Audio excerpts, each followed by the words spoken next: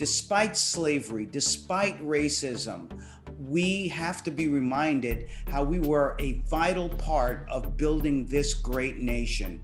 We're inventors, we're artists, we're farmers, we're leaders in every avenue of life. But we have to understand that racism is real. Racism happens every day. There is white privilege. There is institutional racism, especially as we go through COVID-19, where we see that Black and brown people are disproportionately affected by this virus. We've got to work on this every single day. We have to be able to conquer and get rid of racism. Until all of us are free, none of us can be free.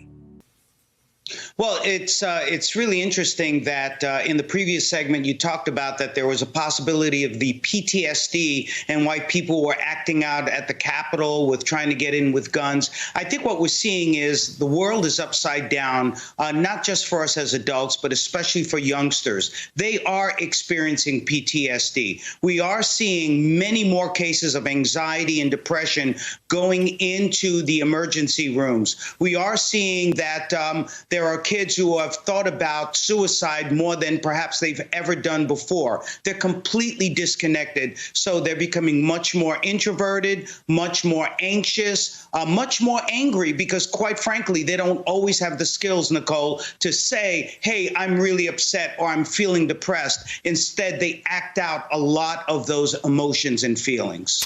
Yeah, I think we're seeing a combination of all of those things. Yes, the hybrid learning or learning from home completely has really impacted our youngsters. They're not attending graduations, they're not attending proms, and so that is really wearing them down emotionally. But we're also seeing that being stuck at home all the time, being with the family may not be the experience that they really want. They want to be out with their friends, and parents such as myself are saying, no, you have to be careful, you have to social distance. So those things are really upsetting to them.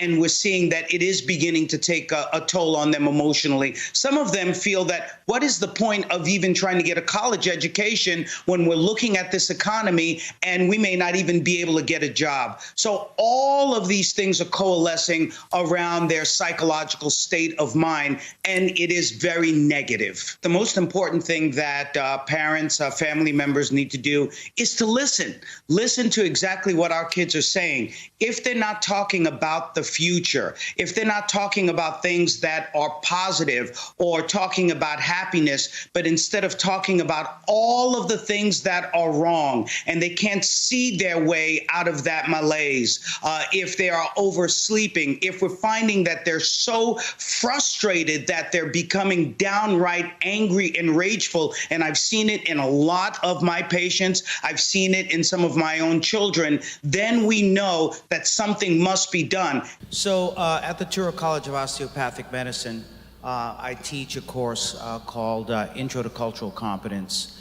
And in that course, we work with first-year medical students around understanding that when there are medical issues, those medical issues may be caused by, they may be maintained by cultural issues. When a person, for example, my parents are from Haiti. How do Haitians, for example, or Haitian Americans look at illness? They look at it different than perhaps someone who may be more native to the United States, right? I'm not talking about Native Americans, but more native to the United States with regard to within the last generation being born here. And so what we see is that the perception of what illness is has a lot to do with how the person experiences that disease. In Haiti, for example, if someone is experiencing a psychosis, we have to look at whether it's just some sort of a biochemical issue, whether it's some sort of a genetic issue, or whether it's something that a wunga would have to look at. For those who are Haitian, you know what I'm talking about. Is it something that is much more spiritual? Is it something where it may deal with the spirits are involved in that? Therapy sometimes can be very dramatic, but sometimes it can be very fun. For example, I sing very badly in my therapy sessions, and it's a lot of fun. Sometimes we pray in therapy sessions. Sometimes we read the Psalms in therapy sessions. Sometimes I'll take the students where we have pets come in every week and encourage them to visit the pets and just, stroke that particular animal just to get them to feel a little bit better. So we have to look at opening this up. Those old days of, harumph and let me just listen to what your problem is and I'll just, do that stuff doesn't work anymore. Now we have to be much more interactive and look at every means, by any means necessary, in order to help our patients.